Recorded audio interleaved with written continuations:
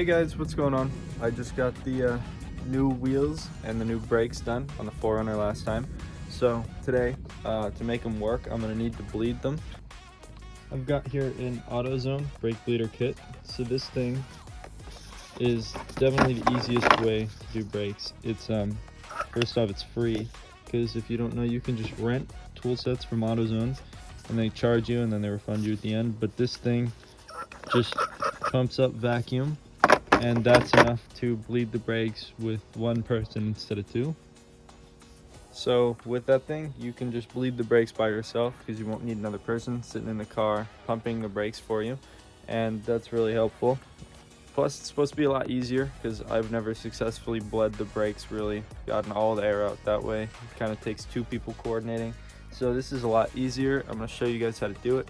It's really the fastest and easiest method to bleed your brakes, plus it's free. So let's get started. I've also got the gloves here because you're going to want to wear those in case you get some brake fluid. And you're going to want to make sure to use closed-ended wrenches. So this is what I'm going to use for the fronts. But if you have it, line wrenches are nice sometimes too. So for the backs, I think they're 9? Yeah, maybe 10. But one of these two. So you just want to make sure you don't use something like, I mean, even that would be okay in a pinch, but just as many ends as you can get on your wrench, the better, because you don't want to break these, especially the backs are still drums, so those are going to be really rusted. You're going to want to make sure to get a closed end on that. You want to make sure that you take off your cap to the brake reservoir. So the first thing you're going to want to do before anything else is make sure all of the bleeder screws on your calipers actually open up, because if they happen to be rusted shut or seized, then you're gonna have to do a lot more work before you can start bleeding the brakes. So just don't find that out halfway through. So the order goes starting with the one furthest from the master cylinder, which would be the back passenger right there, and then you move to this side in the back. Then it moves slowly until you get to the closest to the master cylinder up here. So you want to end with this one, so it goes back passenger, driver back, then that one, then driver front. But another tip is, if you replaced any of your brake calipers, and that's why you're doing this like I did, that means they're going to be empty.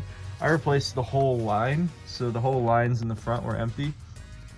So since this all had air in it all the way up, the way that I fixed that was I just opened the tube bleeders in the front, and I left the cap open for about 5 minutes and just made sure it didn't get empty. And you just wait for this to start dripping fluid, and then you know that at least there's enough fluid to get your brakes started in there. Last thing before you get started, you're going to want a funnel and brake fluid. If you just put big brakes on your car, especially if you did the ones I did, .4 is what you're probably going to want most of the time, but otherwise just check whatever your car takes. Okay, now to get started, you have to assemble this thing correctly or else it won't hold pressure. So the O-ring should fit snug into the top of that cup, and then once you shut the cup,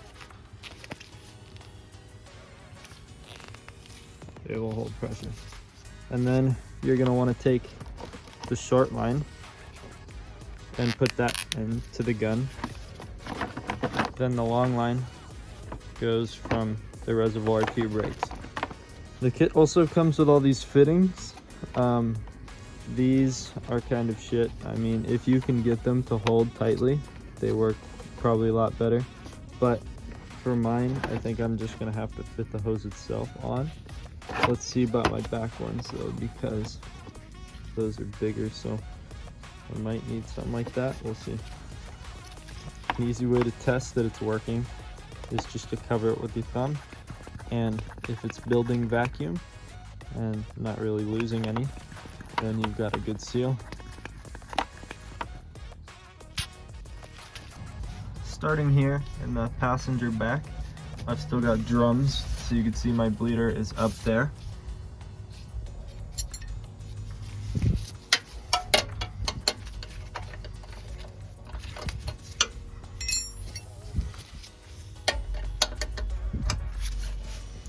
So you want to hold off on cracking that open before you get your wrench and the bleeder on there. Then you want to make sure that you get this thing up to at least 10. There we go. Now just keep pressure on it and you're gonna see fluid start to come out. My fluid has a lot of bubbles, as you can see, and that's what you want for starting. And you're gonna slowly watch it until it stops making bubbles. You also want to be careful not to loosen this too much, just enough to where fluid starts flowing, because otherwise you might get air leakage through the threads and it can be hard to read whether the air bubbles you're seeing are from your brakes or from the threads. So now as I loosen this up more, I'm going to get a lot of fluid and bubbles flowing. And you just want to keep repeating that process until you don't see any bubbles. Another important thing is if you're replacing all of your fluid like I am, you can see that this is not really clear.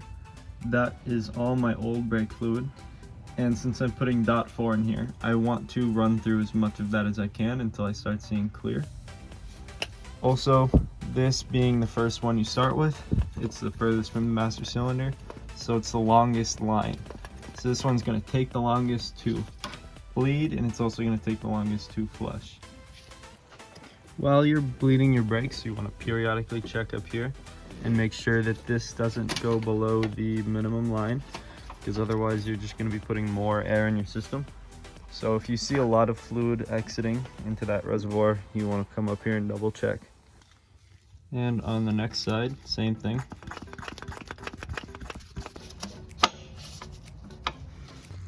Alright, once I have it cracked and easily open, I am switching to the open end, because that way I can actually adjust it while that line is still on there when I've got limited room.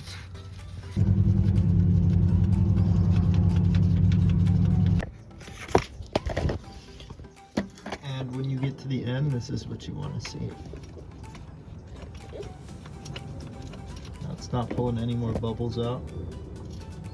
It can be hard to see, but there's a couple bubbles in there. But at the end where I'm getting the new fluid, there's no more bubbles really coming out. You really don't want to get the fluid in the gun, and after flushing my two back ones, this is what I have, and that is enough that you want to empty it for sure. That's really pushing the limit. So now I just got a funnel and this water bottle I have from when I emptied my master cylinder, and there you go.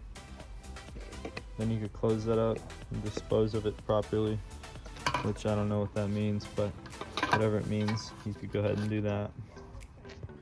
Now after those two in the back, it's getting close to the minimum line because of how much fluid I let out. So I'm gonna refill this.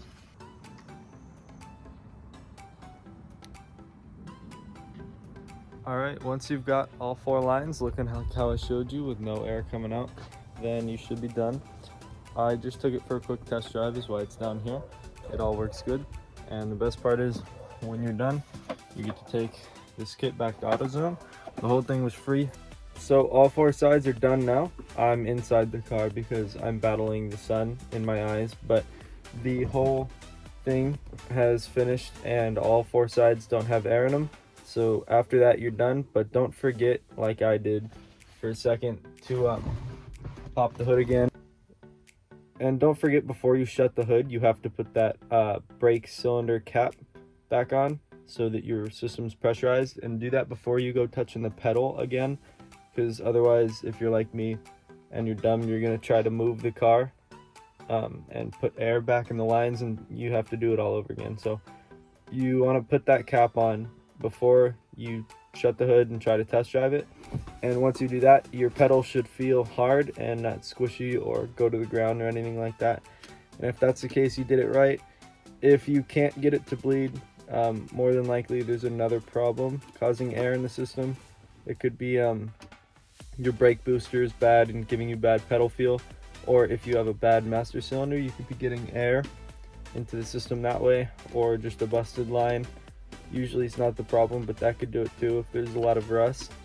Or bad calipers also. If you're not using brand new anything, there could be bad calipers or bad drums causing air.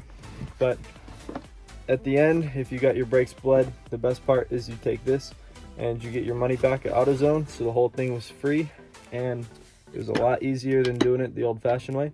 If this video helped you guys out, please like and subscribe, let me know. And keep an eye out for other things I'm going to be doing to this 4Runner. I'm going to be helping you guys along the way, showing you how to do every little thing just like this, the easiest, cheapest way possible. So thank you guys, see you next time.